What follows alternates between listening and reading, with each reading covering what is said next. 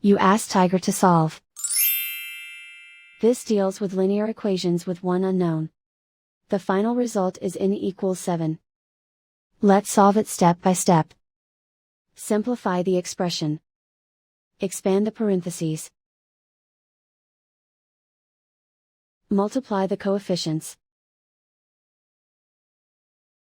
Simplify the arithmetic.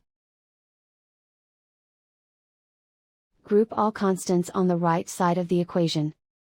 Add 3 to both sides.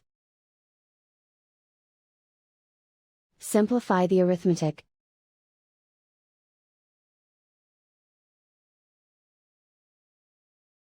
Isolate the n.